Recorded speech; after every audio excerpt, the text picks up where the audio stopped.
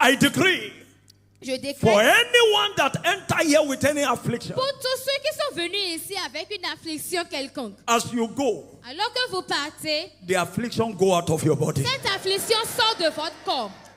I decree in the name of Jesus. Je décrète au nom de Jésus. The week shall be full of restoration for you. La semaine sera remplie de restauration pour your vous. Health shall be restored. Votre santé est restaurée. In your business, restoration. Dans vos affaires, restauration. In your family, restoration. Dans votre famille, restauration. Your money, restoration. Dans votre finance, restauration. Your health, restoration. Dans votre santé, la restauration. In the name of Jesus. Au nom de Jésus. The doors that you did not knock will open to you this week. Les portes auxquelles vous n'avez pas frappé s'ouvriront d'elles-mêmes pour vous cette What semaine. you did not ask for shall be given to you this week. Ce que vous n'avez pas demandé vous sera donné en cette semaine. In the name of Jesus. Au nom de Jésus. Your ears shall hear good news. Vos oreilles entendront de bonnes nouvelles. Your leg will take you to the place of your blessings. Vos pieds vous conduiront au lieu de votre bénédiction. In the name of Jesus. Au nom de Jésus. I decree there shall be no loss. Je décrète qu'il n'y aura pas de perte. There shall be no evil Il n'y report. aura pas de mauvais rapport. There shall be only Il n'y testimony. aura que des In témoignages. the name of Jesus. Au nom de Jésus. Go in